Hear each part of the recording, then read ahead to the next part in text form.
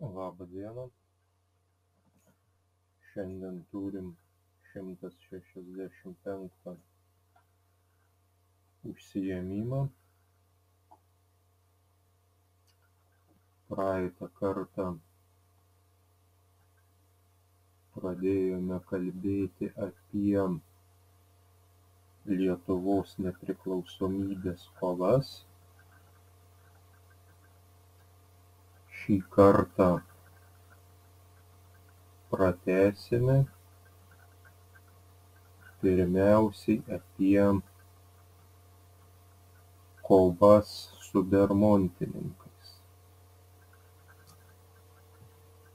Taigi kovoti su bolševikais į Latviją ir Lietuvą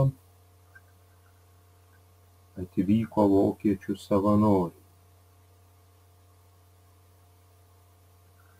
Vokietijos interesas sustabdyti bolševikų veržimąsi į vakarus.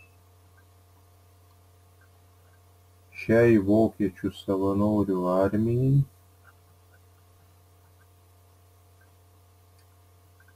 kurios didžioji dalis telkėsi Latvijoje, vadovavo generolas Rudigeris von der Goltzas. Vėliau šias pajėgas papildė rusai savanoriai, buvę Vokietijos belaisviai. Rusams vadovavo Pavelas Bermontas Avalovas ir Virgoličius. Pastarasis su 3000 karių 1919 m. vasarą užėmė didžiąją Žemaitijos dalį. Rusų daliniai buvo vadinami bermontininkais arba kolčiakininkais. Jie nepalankiai žiūrėjo į Lietuvos, Latvijos ir Estijos valstybes ir siekė nedalomos Rusijos atkūrimo. Bermontininkai visiškai ignoravo Lietuvos valdžią, užpuldinėjo lietuvius karius, nuginkluodavo miliciją, plėšikavo, net sušaudydavo jiems neįtikusius žmones. Virgoličius įsakė užimtų teritorijų įstaigose kalbėti rusiškai. Lietuviai prieš juos negalėjo imtis griežtų priemonių, nes armija kovėsi su bolševikais. Bermontininkai net rengėsi Lietuvoje nuversti valdžią. Latvijoje jie suėmė vyriausybę, žudė civilius gyventojus. Lietuvos valdžios atstovai, nepatenkinti demoralizuotų bermontininkų ir vokiečių dalinių siautėjimais, jau nuo Liepos mėnesio skundėsi sąjungininkams. Šie įsakė vokiečių savanoriams grįžti į Vokietiją. Įsakymui pakluso tik dalis karių. Bermontas tuo metu turėjo apie 40 000 karių ir stengėsi įsitvirtinti Latvijoje. 1919 m. spalio jis pradėjo Rygos puolimą. Latviai, remiami estų ir anglų laivų artilerijos, atsilaikė, o vėliau ir sumušė bermontininkus. Tuo pat metu bermontininkai nesėkmingai atakavo lietuvių karines dalis prie Šiaulių, Pasvalio ir Radviliškio. Po pralaimėtų kautynių dalis bermontininkų pasitraukė iš Lietuvos. 1919 m.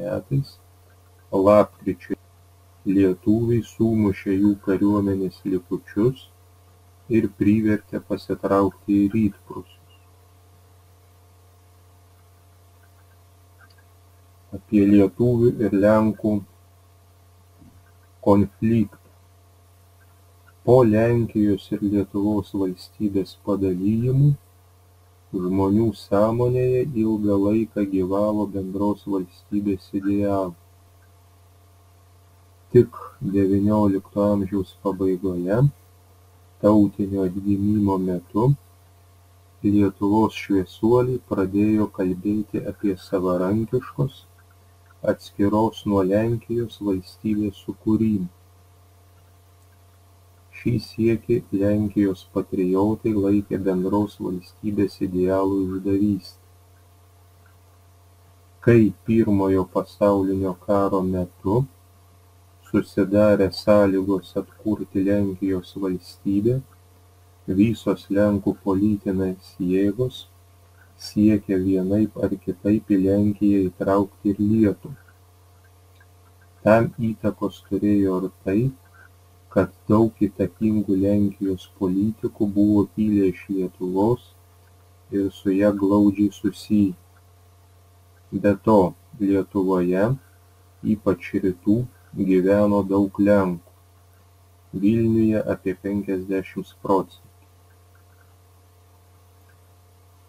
Lietuvių veiklą Pirmojo pasaulinio karo metu, siekiant atkurti valstybę, Lenkai ir sulenkėję lietuviai laikė provokišką, tenkinančią vokiečių interesus.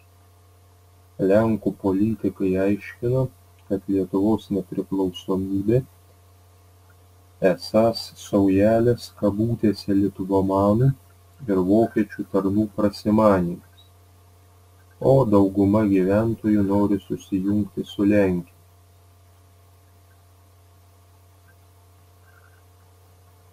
Pradėta įrodinėti, kad Vilnius, dėl kurio priklausomumo Lietuvai lig tol niekam nekilo abejonių, turi priklausyti Lenkijai. 1919 m. balandį Lenkų kariuomenė puolė Raudonąją armiją ir užėmė Vilnių. Lenkų puolimas vertė Raudonąją armiją trauktis, bet Lietuvos valstybei tai kėlė naujų klausimų, kaip reikės atsiimti sostinę. Lenkijos kariuomenė neapsiribojo kova prieš bolševikus, bet veržėsi gilyn į Lietuvą. Prasidėjo lietuvių ir lenkų susirėmimai, kuriuos pavyko sustabdyti tik įsikišus sąjungininkams – Didžiajai Britanijai ir Prancūzijai. Sąjungininkai buvo suinteresuoti konflikto sprendimu ir 1919 metais Liepos 26 dieną lietuvių prašymu nustatė demarkacinę liniją tarp konfliktuojančių šalių. Lietuva jos nenorėjo pripažinti, nes Lenkų pusėje liko Seinai ir Punskas.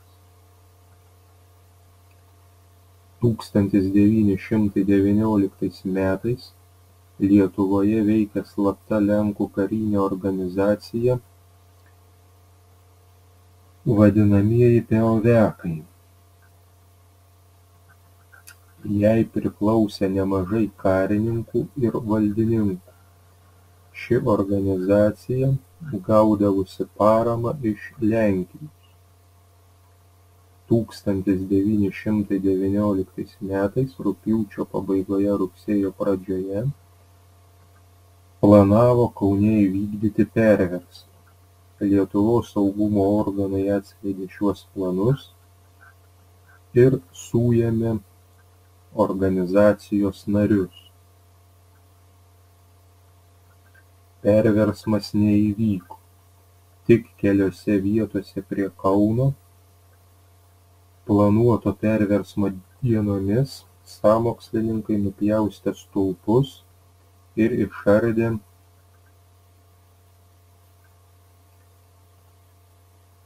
Geležinkelio bėgius. Klausimai ir užduotys. 1. Trumpai papasakokite apie kovas su bermontininkais. Su kokiais priešais teko kovoti Lietuvos kariuomenei 1919 m. antroje pusėje? Kokios priežastys lėmė bermontininkų priešiškumą atsikuriančiai Lietuvos valstybei? Pasakokite ir atsakykite remdamiesi pateiktą medžiagą ir žiniomis. 2. Trumpai papasakokite apie lietuvių ir lenkų konfliktą. Su kokiais priešais teko kovoti Lietuvos kariuomeniai nuo 1919 metų pirmos pusės? Kokios priežastys lėmė Lenkijos priešiškumą atsikuriančiai Lietuvos valstybei? Pasakokite ir atsakykite remdamiesi pateiktą medžiagą ir žiniomis.